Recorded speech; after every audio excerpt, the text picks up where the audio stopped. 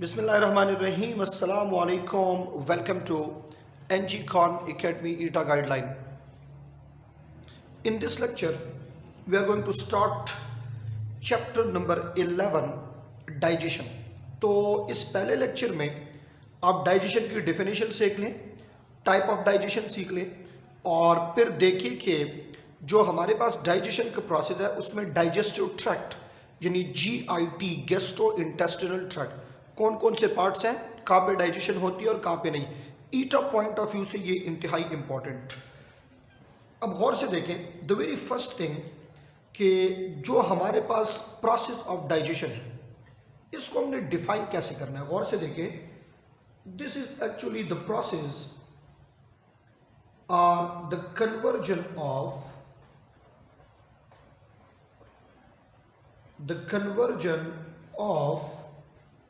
non-diffusible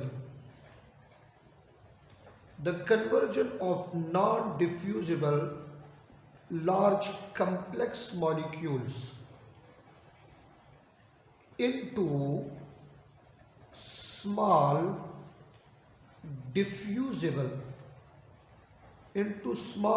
diffusible molecules। Large complex food molecule को small molecules में convert करना है जो कि ब्लड में एब्जॉर्ब हो सके। This process is called digestion. अब देखें, ये डाइजेशन हमारे पास दो तरह की है। जनरली आप देखें तो डाइजेशन दो तरह की है। One of the type of digestion is called chemical digestion और दूसरे को कहा जाता है मैकेनिकल डाइजेशन। अब केमिकल डाइजेशन में क्या होता है? Chemical digestion is actually mixing of food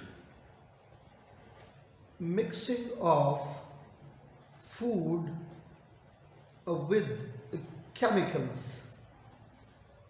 mixing of food with chemicals. Mechanical क्या है?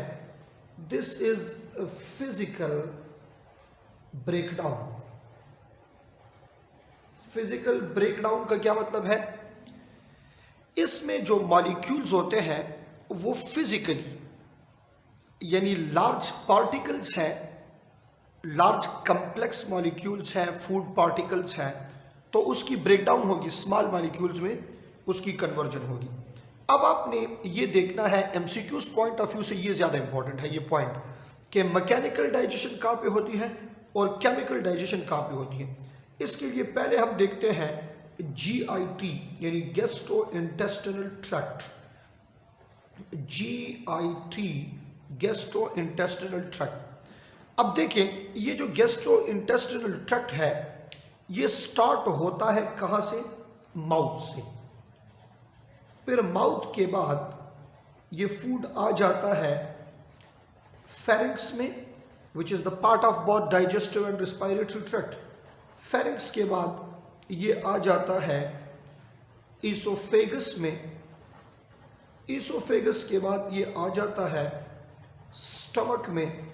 स्टमक के बाद फूड आ जाता है स्मॉल इंटेस्टाइन में और स्मॉल इंटेस्टाइन के बाद आ जाता है लार्ज इंटेस्टाइन में और लार्ज इंटेस्टाइन से ये फूड जो है ये वेस्ट मॉलिक्यूल क्या हो जाते हैं? रिमूव हो जाते हैं। अच्छा, अब देखिए ज़रा गौर से, इसमें जो चीज़ें करा रहा हूँ वो बहुत इंपॉर्टेंट है। इस माउथ के अंदर होती है both type of digestion, both chemical and mechanical, दोनों डाइजेशंस इसमें होती है। केमिकल डाइजेशन भी होती है और मैकेनिकल डाइजेशन भी होती है। फेरिंक्स जो है, pharynx, this is the part of both digestive and respiratory tract. गौर करें, जब फूड माउथ में आता है तो यहाँ से जो इसोफेगस है उसमें जाते हुए ये फूड आएगा फेरिंक्स में, और अगर एयर नोज या माउथ से आके ट्रेकिया में जाता है तो वो भी आएगा कहाँ पे? फेरिंक्स में। इसोफेगस में आप याद रखें कि देयर इज नो डाइजेशन, कोई भी डाइजेशन इसमें नहीं होती।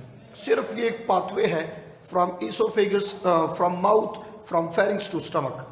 स्टमक में फिर से बहुत टाइप की डाइजेशन होगी, केमिकल भी और मैकेनिकल भी। इंटेस्टाइन में आप देख लें यहाँ पे ओनली केमिकल डाइजेशन होती है। बट एक बात याद रखें, ये इंटेस्टाइन के लिए आप याद रखें कि दिस इज द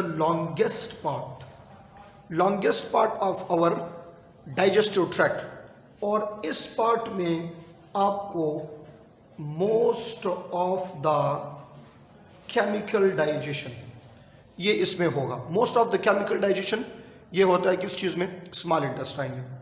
और दूसरी इंपॉर्टेंट बात इस स्मॉल इंटेस्टाइन से होता है एब्जॉर्प्शन।